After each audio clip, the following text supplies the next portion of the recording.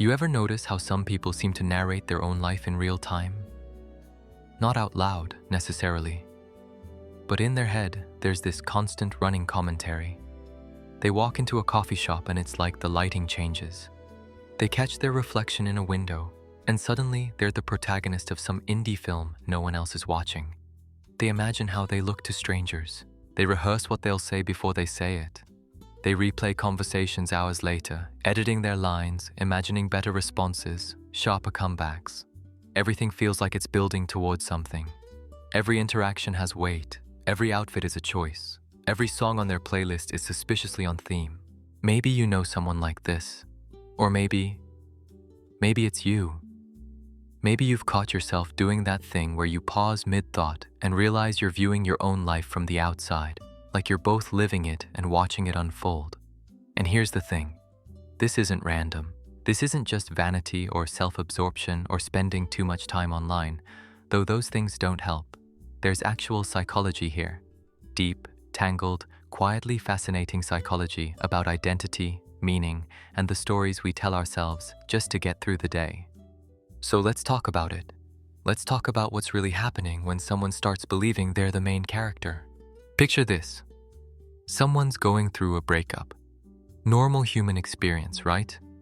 Painful, messy, but common. Except for them, it doesn't feel common. It feels cosmic. They're not just sad. They're devastated in a way that feels almost significant. They listen to music that mirrors their pain and think, this song gets it. This song understands. They post cryptic stories. They go on long walks at night. They stare out windows during rainstorms. And in their mind, there's this subtle conviction that what they're experiencing is deeper, more real, more worthy of attention than what other people go through. Their suffering has narrative weight.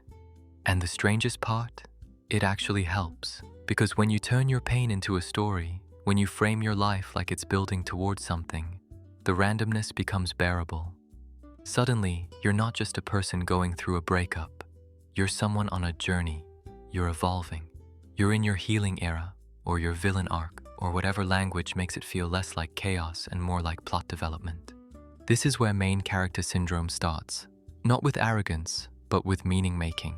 The human brain is wired to find patterns, to create narratives, to turn the messy incoherence of existence into something that makes sense. And when life feels especially uncertain or painful, that urge intensifies. You start casting yourself as the protagonist because it gives you control. It gives you purpose, even if that purpose is just being interesting, being someone worth watching. But here's the edge where it shifts. Because there's another kind of person who doesn't just narrate their life for comfort, they perform it. Every decision becomes an aesthetic choice. Every emotion gets curated for an invisible audience. They're not just living, they're presenting. And the line between authentic feeling and performance starts to blur until they genuinely don't know which is which anymore. These are the people who overshare but somehow make it feel like generosity, who turn vulnerability into content, who cry in public and feel a strange satisfaction in being seen crying, who apologize in ways that sound profound but are really just scripts they've rehearsed. They've learned that being the main character means being visible, being compelling, being the one people remember. And once you start getting that attention, that validation, that sense of mattering in a world where most people feel invisible, it's intoxicating. The psychology here isn't shallow, it's compensation. These are often people who spent years feeling overlooked, unimportant, like extras in someone else's story. And now they've figured out how to flip the script. They've realized that if they just commit to the bit, if they live loudly enough, dramatically enough, if they make every moment feel intentional, people will watch, people will care. And that feels like proof of existence in a way nothing else does. Then there's the person who takes it even further. The one who doesn't just see themselves as the main character, but actively diminishes everyone else to supporting roles. You know this person. They're the friend who turns every conversation back to themselves. Not maliciously, not even consciously, most of the time. But you'll be telling them about something difficult you're dealing with, and somehow, within 3 sentences, they've redirected the focus. Oh my God, I totally get that. That reminds me of when I... And suddenly you're listening to their story.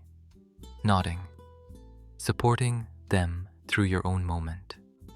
What's happening here psychologically is a kind of emotional hunger that never gets satisfied. These are people who need constant validation, constant reassurance that they matter, that their feelings are the most urgent, their experiences the most significant. And underneath that need is usually a deep, quiet fear that if they stop commanding attention, even for a moment, they'll disappear, that they only exist when they're being witnessed. It's exhausting for everyone around them, but it's also exhausting for them, even if they don't realize it. Because living like this means you can never fully be present for anyone else. You can never truly listen. Every interaction becomes transactional. You're either giving attention or receiving it, and receiving always feels better, so you orient everything toward that. Relationships become stages. Other people become mirrors. And the irony is that the more you demand to be seen, the less anyone actually sees you. They see the performance. They see the need. But the person underneath? That's harder to find.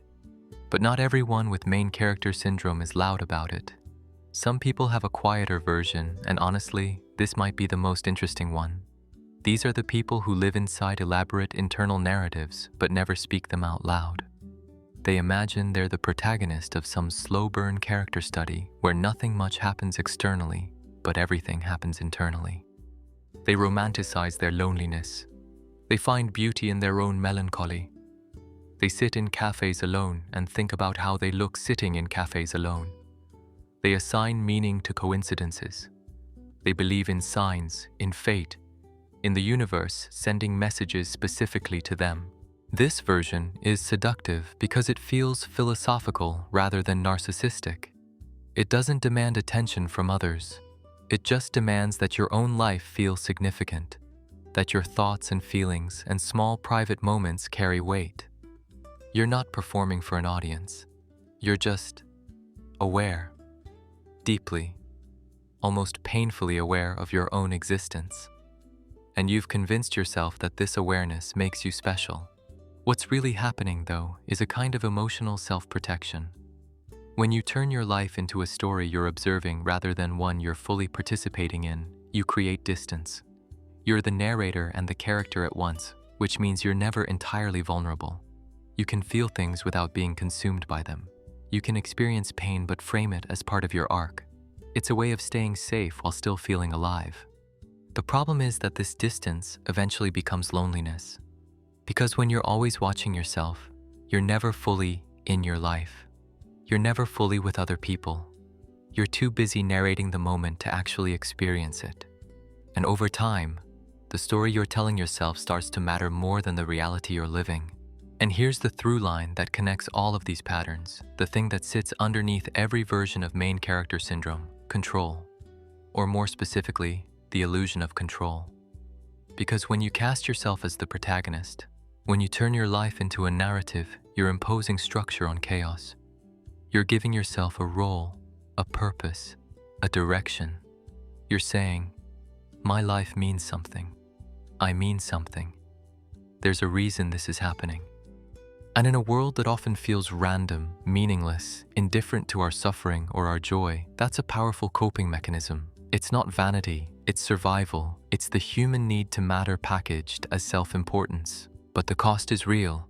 Because the more you live like you're the main character, the less space you have for the uncomfortable truth that everyone else is also the main character of their own story.